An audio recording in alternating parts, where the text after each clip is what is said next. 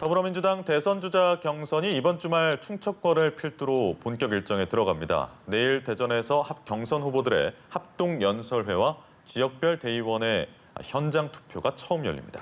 네, 국회 취재기자 연결합니다. 방현덕 기자, 오늘 경선 예비 후보들의 행보부터 소개해 주시죠. 네, 민주당 6명 후보들은 오늘 체결집에 나서거나 전열 정비에 주력하는 모습입니다. 일단 이재명 후보 오늘 여의도 캠프에서 자치분권 10대 정책과제 이행 협약식을 가졌습니다.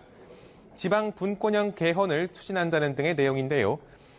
기자들과 만난 이 후보는 무료 변론 의혹에 대해 계좌 추적하면 다 알 수 있는 일이라며 흑색 선전이라고 반박했습니다. 이낙연 후보는 네 번째 경선지 강원도를 찾습니다. 강릉중앙시장에서 코로나19로 인한 상인들의 고충을 들으며 밑바닥 민심을 다질 계획입니다. 자가격리 중인 정세균 후보는 라디오에 나왔습니다. 이재명, 이낙연 후보의 네거티브 공방이 격해지고 있다며 제3의 후보가 최종 후보가 돼야 원팀이 될 거라고 주장했습니다. 추미애 후보는 유튜브에 출연하고 박용진 후보는 언론 인터뷰를 소화합니다. 김두관 후보는 두 번째 경선 지역 충북과 세종을 방문해 국가산단 부지를 시찰하고 기자간담회를 갖습니다. 네, 야권 상황도 보죠. 오늘 국민의힘 선두권 후보들은 각자 외연 확장 행보를 이어갔다고요? 네, 그렇습니다. 윤석열 후보는 오늘 청계천에 있는 전태일 동상을 찾습니다.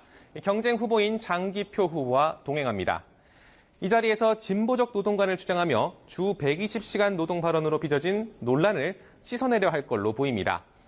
홍준표 후보는 오후 김해 봉하마을을 찾아 고 노무현 전 대통령 묘소를 참배합니다. 과거 노 전 대통령을 폄훼하기도 했던 홍 후보는 좌우를 떠나 국가를 위해 어려운 결단을 내린 대통령이란 추모 메시지를 냅니다. 유승민 후보는 대한아동학대 방지협회, 최재형 후보는 탈북 인권단체 대표들과 각각 간담회를 갖고 원희룡 후보는 언론 인터뷰를 소화할 예정입니다. 네, 국민의힘 윤석열 후보의 이른바 청부 고발 의혹을 둘러싼 논란도 확산하고 있는데요. 이제는 민주당뿐 아니라 국민의힘 경쟁 주자들의 공세도 시작됐는데 윤 후보도 강하게 반박했다고요. 네, 그렇습니다. 일단 민주당은 이번 의혹에 대한 전면전에 나섰습니다. 우선 최고위원회의에서 송영길 대표와 윤호중 원내대표가 국기문란 게이트, 검찰의 하나회란 비난을 쏟아냈습니다.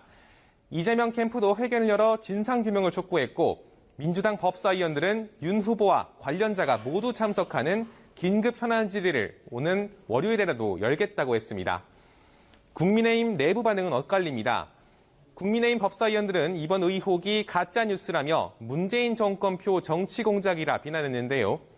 반면에 유승민, 최재형 후보 등 경쟁자들은 윤 후보가 관여한 게 맞는지 분명히 밝혀야 한다며 공세를 시작했습니다.